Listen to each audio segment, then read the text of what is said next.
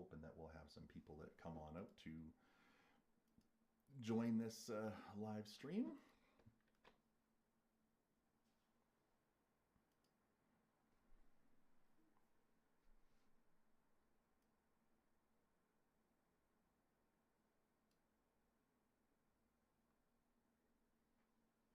Hey, Heather. Glad you can make it over. Hey, Brooklyn. Um, okay, hi, Ronnie.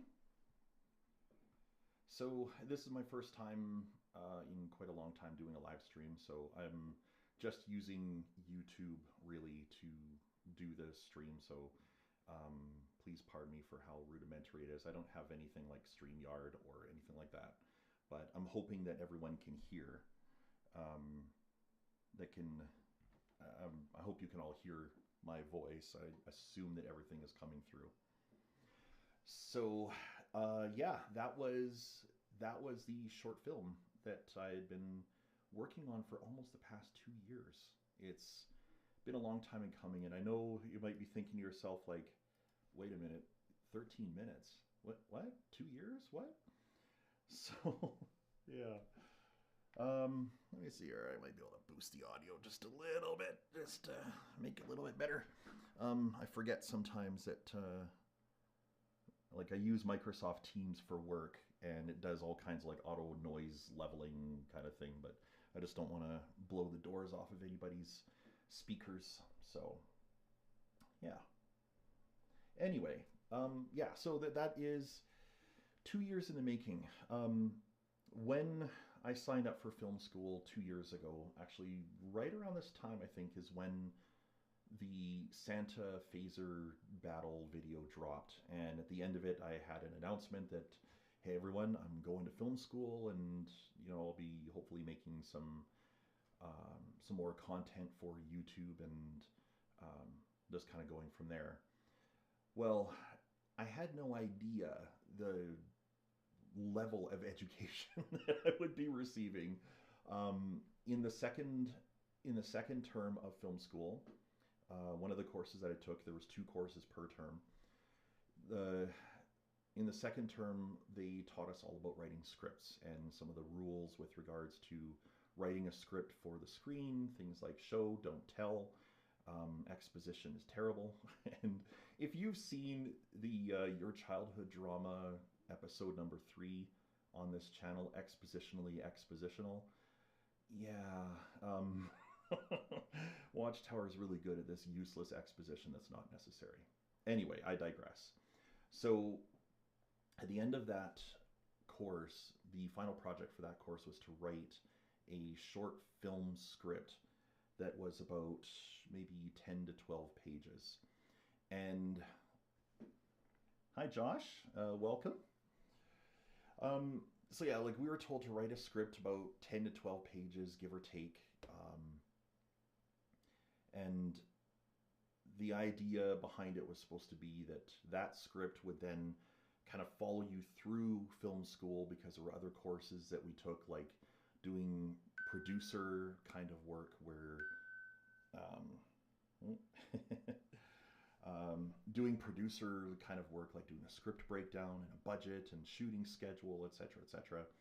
So all of it I did on this script. And the original script for Captivity was actually 20 pages long.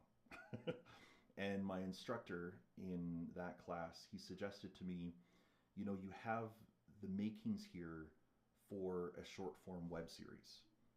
So he said you could shorten this, and some of the stuff that's in the second half of the script could itself become future episodes. And I thought about it. I'm like, okay, that's actually not a bad idea. So I shortened up the script and um, wrote something that's a little bit more abridged and a little bit closer to actually what you saw on screen. Um, and then in the last term of film school that ended on December 18th, just 8 days before this premiere and live stream, um, we the final project was to shoot a short film. And so, of course, I shot Captivity, obviously. And it was shot over the course of 2 days and then edited over the course of about 2 to 2.5 weeks to get everything to the way that you saw it. And it is a labor of love for the XJW community. It's also inspired by my own life events. Um, in the film, you saw Craig say to Jennifer, like, who in their right mind leaves and then goes back to a cult?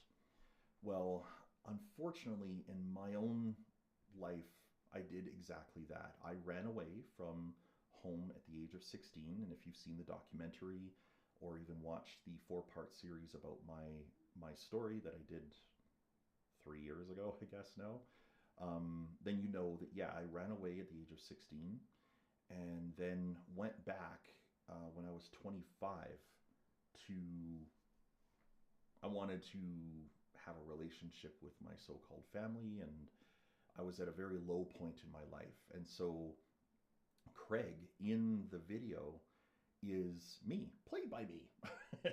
um, yeah. Heather says it's so much more work than people think to make an actual film. Yeah, it is. I mean, there's a lot. There is a lot that goes, a lot of work that goes into it. So this was an almost zero budget film. Um, Throughout the last 2 years or so, I've been purchasing all kinds of filming equipment. The film itself was shot on a cinema camera, a Blackmagic Design. Blackmagic! Ah!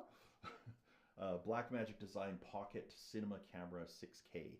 So, yeah, and that thing is a bit of a, it's a beast, but it's a good camera. And lighting, microphones, lenses, all kinds of like a little adapters and cables and lions and tigers and bears. Oh my! But there's a lot of work that went into it, and the goal here is to continue the series. You saw how at the very end it says to be continued. Well, uh, work is already beginning to write episode number 2. There is an entire series Bible that has been written to kind of outline the arc of Craig's journey, as it were. There's 3 seasons that are planned to be made, about maybe 10 episodes per season. That's kind of the way that most streaming shows work nowadays. If you watch anything on Netflix, 1 season, 10 episodes. Each of the episodes will be designed to be about 10 to 15 minutes in length, just depending upon what the script calls for. But I do have a goal in the upcoming year to shoot and release episode 2. And I'm hoping that I can do more than just 1 episode per year, because that means it would take 30 years to tell the whole story, which wouldn't work so well. What else can I say? It'll take some work. The goal here is to create a story that ex-Jehovah's Witnesses can identify with and see themselves in. The character of Jennifer is, her background is that, like, she's never been a Jehovah's Witness. So I'm hoping that people who are in a relationship with someone who is an XJW might see themselves in Jennifer and be able to sort of identify with, like, okay, yes, my partner, the love of my life perhaps, has been expressing those kinds of concerns or had those kinds of fears or whatnot, or has even been like triggered in the same way that the character Craig is in the film. And the hope is that for people that are not, like, have never been a Jehovah's Witness, that they might look at Jennifer as an example of like how to help someone who is an XJW and how to be there for them. There are some very difficult aspects of the story to tell, some that are incredibly emotional. So yeah, it's not going to be an easy thing to do.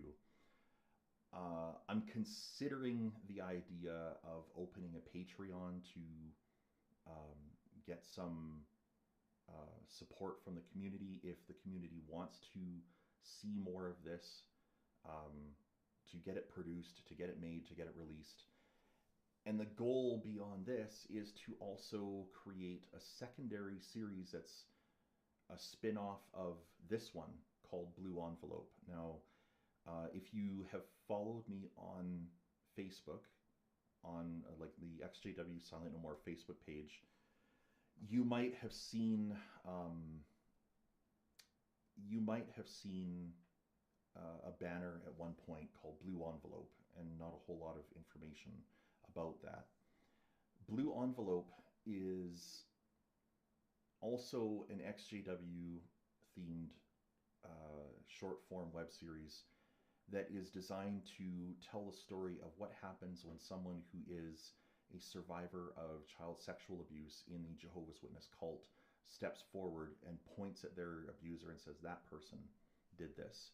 And to show how, basically, to show how someone will be treated, how the community responds, how they are ostracized, and so on.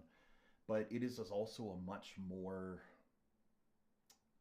it's a much more ambitious and larger project than Captivity is. I'll just bring up the volume a little bit more on my microphone. Yeah, it's a much larger kind of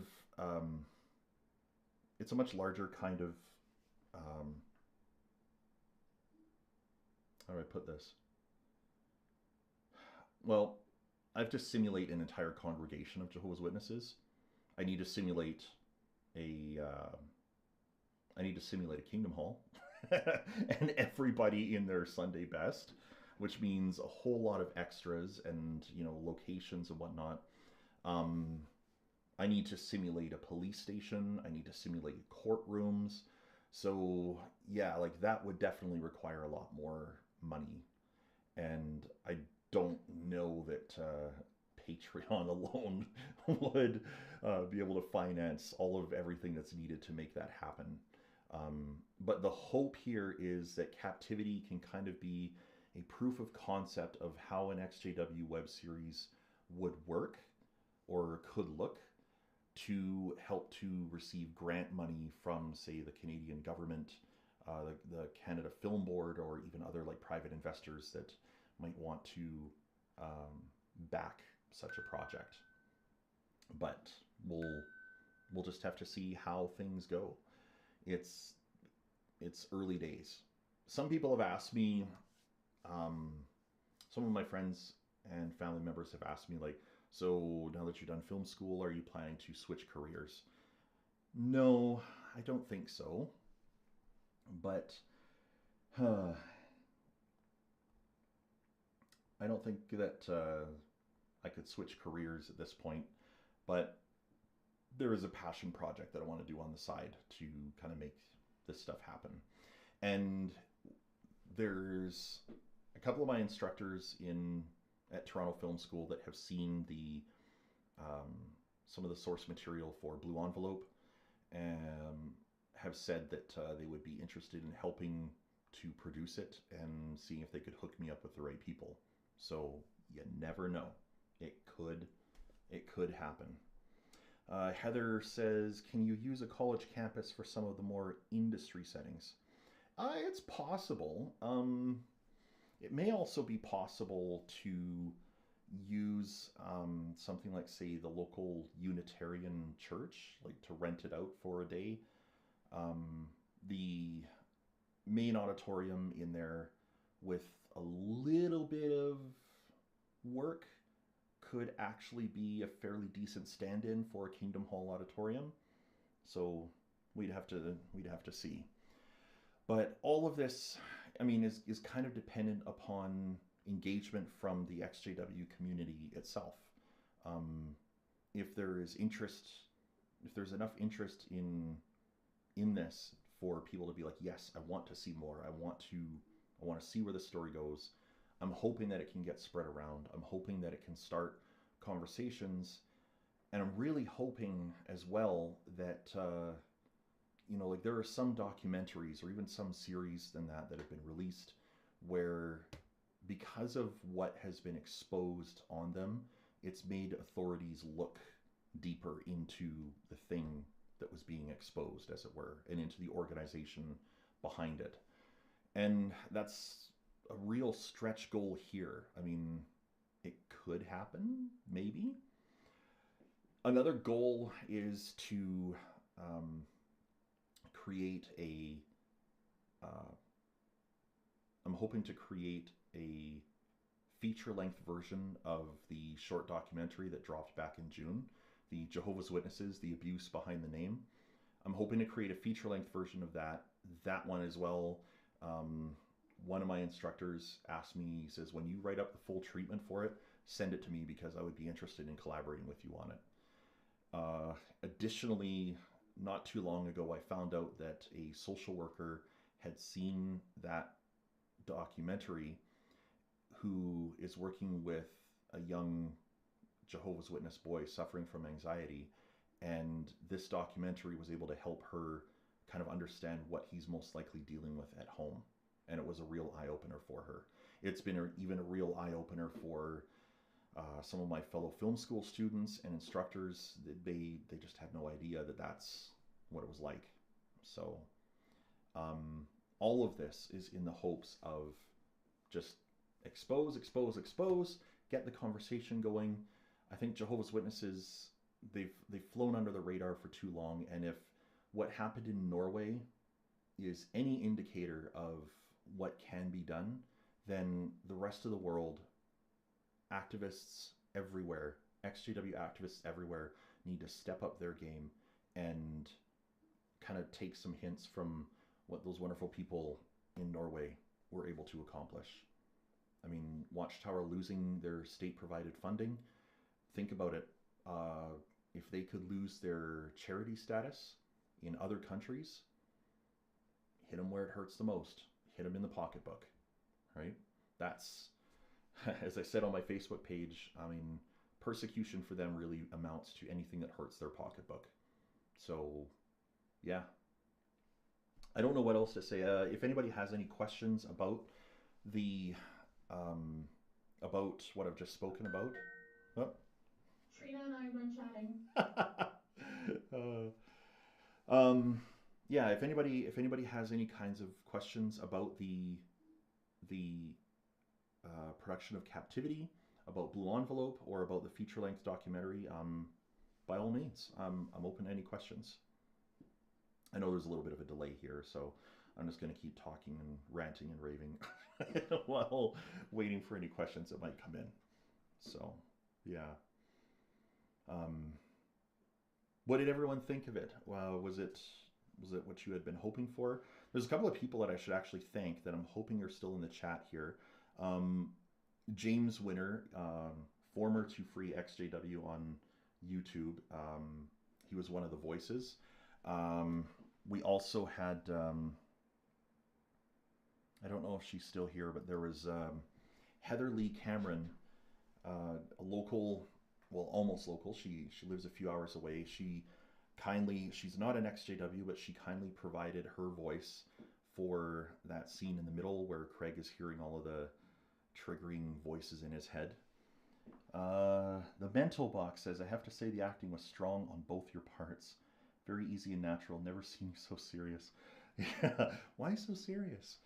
Um, the fun little fact: the opening scene where you first see Craig talking about how difficult it is to figure out where to start.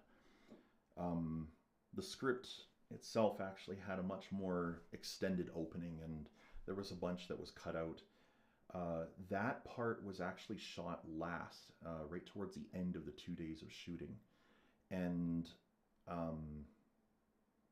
we were like the three of us that were shooting. Myself, Megan, you might know her on Facebook as Meg Slaymaker or Megs. She played Jennifer. And Trevor from Nerdy Shirt Productions, also a fellow film school student of mine, and friend. Let's face it, friend as well. yeah, we had spent 2 days shooting, and that was some of the last stuff that we had to shoot. So of course we were tired and a lot of sitting up, getting down, and shooting and reshooting and everything. And that opening bit called for the character to actually cry on screen and ask for a Kleenex and everything. But it kind of went on really long for about a minute and a half. And I was like, this is going on for too long. But we had to do 3 takes of it. And each one, I actually started to cry for real on camera. So I have a huge sort of like a much even larger appreciation for what actors and actresses do for their craft. When you see someone on screen crying or whatnot, like they are digging deep into their soul to find some emotion or experience that they had to project that emotion. Um, and like even in the middle part of the film, when you saw me like screaming at my phone, um, I actually had to picture Robin standing in front of me and just calling her exactly the word that I would want to call her to her face if given the opportunity, in the way that I would want to call it to her face if given the opportunity. So, yeah. But thank you so much, Brooklyn, for that. Yeah, neither one of us are professional actors, but I think for a few days, even afterwards, we were physically tired, but also just mentally and emotionally exhausted too. It took a little bit to recover from, I can say that. Any other questions? Questions about this show? Questions about Blue Envelope? Questions or comments about the documentary? This is one of those ask me anything kinds of scenarios. So,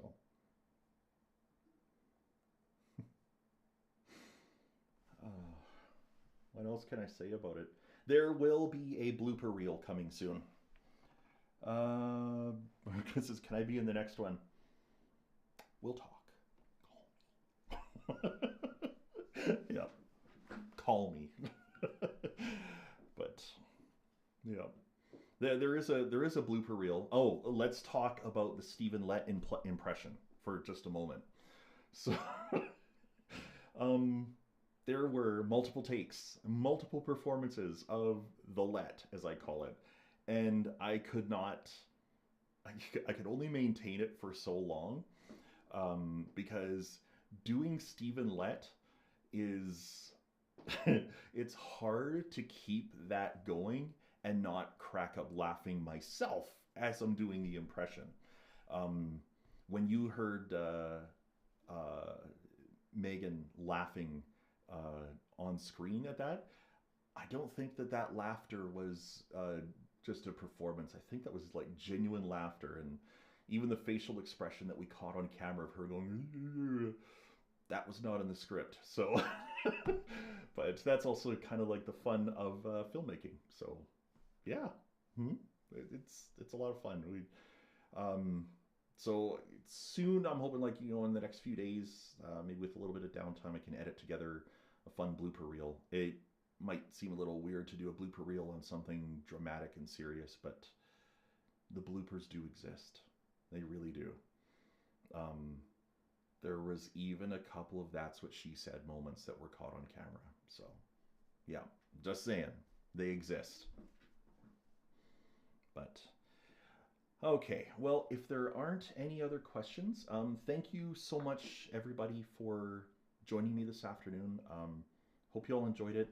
Please, please, please, please, please share the video around on your, like on social media, or uh, the shameless plug to like and comment and everything else.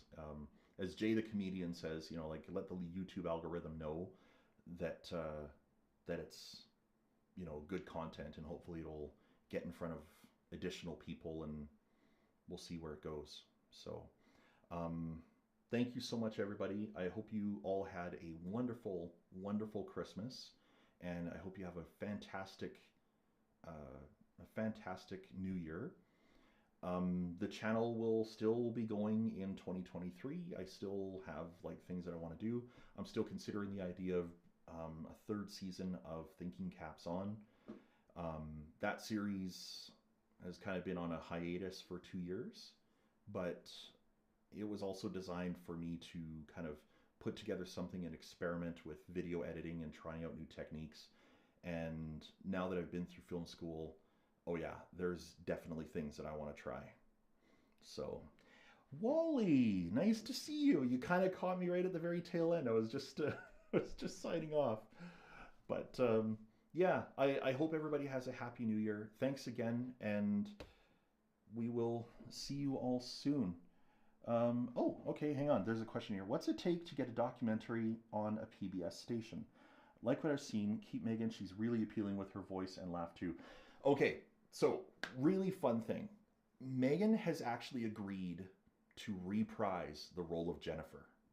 So, and Trevor, um, who played the voice behind the Bible, as it were, he has also expressed interest in shooting the next episode and even also in helping with Blue Envelope. Now, the question that Tall Call WMN asks about getting a documentary on a PBS station. Oh, that's a very good question. I guess you kind of need to get it in front of the right people.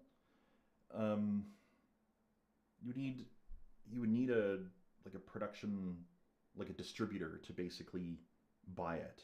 That's what you need. Like you need a distributor to buy into it that says like, yep, we want to put that out there. Getting it on Netflix, there might actually be an appetite for something like that sort of feature length documentary on Netflix. We'd have to put together like a treatment and a pitch document and hopefully get an audience with Netflix to see if they would want to purchase the idea. If you've seen the documentary Keep Sweet, Pray, and Obey, I mean, that thing was a huge topic of conversation on social media. And I don't know how widely viewed it was, but there were a lot of people that were talking about it. And as one instructor of mine said, people have this appetite for being horrified, as it were. So, I mean, if that could be made and other documentaries like this could be made, who knows? You could have a limited run, multi-episode docu-series about Jehovah's Witnesses that could be put on Netflix. It would take a significant amount of work to do, lots of research, lots of people involved, and even my cinema camera wouldn't be sufficient for it because Netflix has rules about which cameras that they want you to shoot your films on.